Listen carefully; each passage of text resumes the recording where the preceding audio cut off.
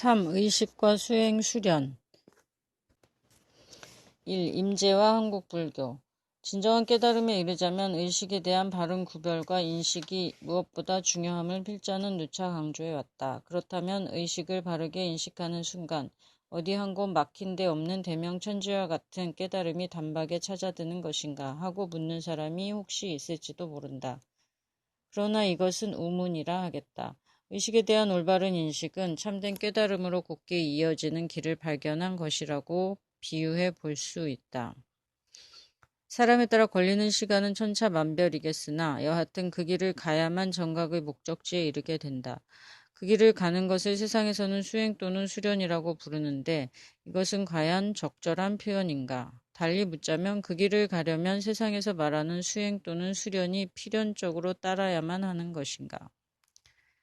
필자의 주장은 그 길을 가기는 가야 하되 세상에서 부르는 수행이나 수련이 반드시 필요하지는 않다는 것이며 필자가 제시하려는 바른 수행은 가나선으로 대표되는 한국 선불교의 수행법이나 일반에 널리 퍼져 있는 명상 수행법 등을 비판하는 위에 서 있음을 밝힌다.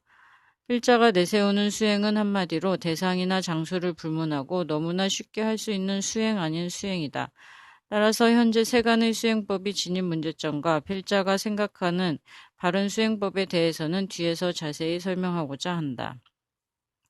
필자가 의식과의 연관성 속에서 수행 및 수련을 다룬다고 하면서 임재, 즉 임재의연 선사로부터 들고 나온 이유는 무엇인가?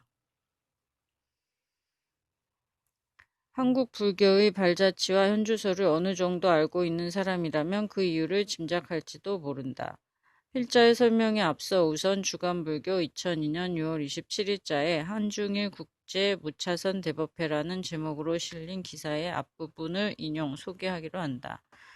부산 해운정사는 1998년과 2000년 백양사에서 열린 참사람 무차 대회를 계승 발전시키고 부처님의 시민법인 조사선 전통을 확립하고 선양하기 위해 동양 삼국 선지식들을 초청해 한중일 국제 무차선 대법회를 봉행한다고 밝혔다.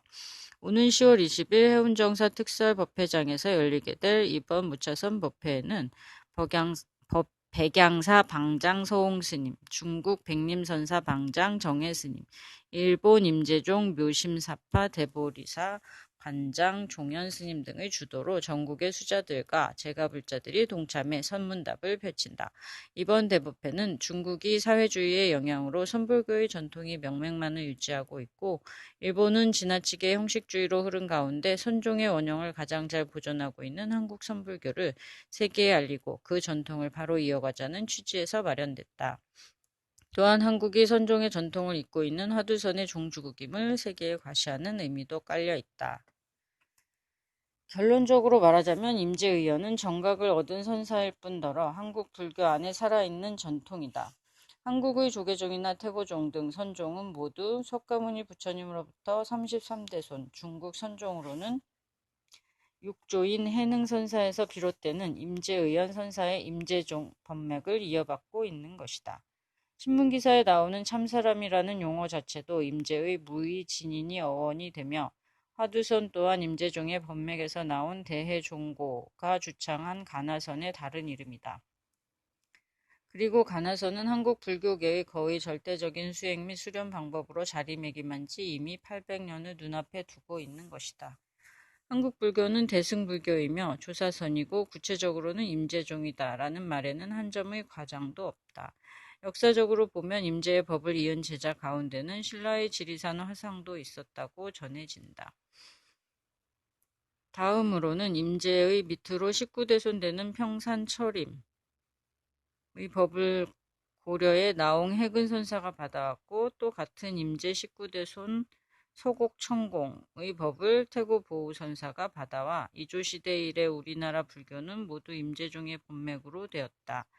태고보우의 어록에 설명되어지고 있는 임재종의 가나선 수행 방법은 뒤에 구한말의 경허성우선사나 그의 법제자 만공월면선사의 법문에서도 그대로 계승되어지고 있음을 쉽게 확인할 수 있는데 이 전통은 오늘날 어떤 도전도 용납하지 않는 철옹성을 구축하고 있는 느낌이다.